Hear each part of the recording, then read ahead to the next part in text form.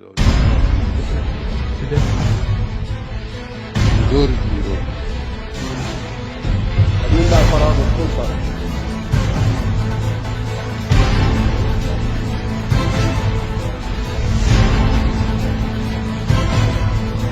अहमद अल शरा जब से सीरिया की राजधानी दमिश्क की गद्दी पर बैठे हैं, तब से सीरिया का काया पलट सा हो गया है।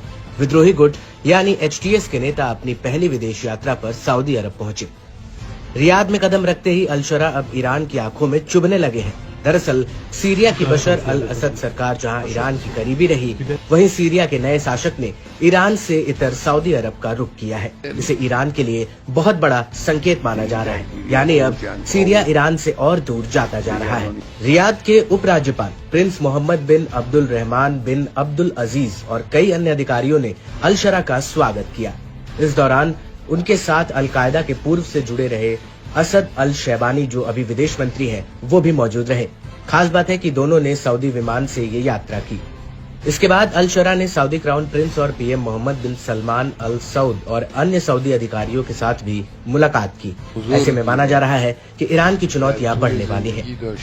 मालूम हो कि ईरान और सऊदी अरब दोनों मुस्लिम देश होने के बावजूद एक दूसरे के कट्टर दुश्मन हैं। बीते दिनों पहले सऊदी के विदेश मंत्री ने सीरिया की राजधानी दमिश्क का दौरा किया था, जहाँ उन्होंने कहा था कि हम सीरिया पर लगे प्रतिबंधों को हटाने के लिए बातचीत कर रहे हैं। ऐसे में साफ है कि सीरिया और सऊदी की बढ़ती नजदीकियां आने वाले दिनों में ईरान के लिए चिंता का सबब बन सकती है। माना यह भी जा रहा है कि सीरिया अब अपनी ईरान समर्थक छवि बदलने की कोशिश कर रहा है। दावा तो ये भी किया जाता है कि सऊदी उन अरब देशों में से एक था जिसने बशर अल असद को सत्ता से हटाने की कोशिश करने वाले विद्रोही समूह की आर्थिक सहायता की थी। हालांकि ईरान और रूस की मजबूत ढाल के चलते बशर अल असद की सरकार बच गई थी और विद्रोही गुटों को मुंह की खानी पड़ी थी। हालांकि अब सीरिया के हालात पलट गए हैं। यहाँ से दशकों पुराने बशर अल असद सरकार का तख्ता पलट हो गया है। रूस और ईरान ने भी सीरिया से बोरिया बिस्तर बांध लिया है।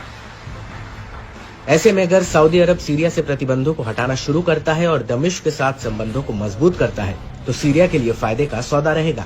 बताते चले कि कई सालों तक गृह युद्ध झेलने वाला सीरिया अब आर्थिक मदद का मोहताज हो गया है। इस मामले में सऊदी अरब सीरिया की काफी मदद कर सकता है। यही वजह है कि सीरिया की अंतरिम सरकार के नेता अल शरा लगातार कूटनीति संबंध बनाकर सीरिया के लिए माकूल माहौल बनाने में जुटे हैं।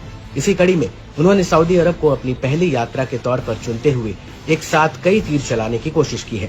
वहीं इस यात्रा का मकसद पश्चिमी देशों के बीच भी एक गहरे विश्वास का बीज बोना है। ऐसे में ये देखना काफी अहम रहेगा कि अल शरा की ये रणनीति बदहाल हो रखे सीरिया की सूरत को कितना बदल पाती है।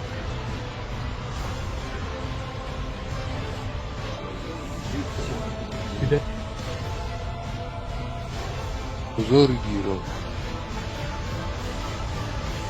اليوم لا فراغ السلطة.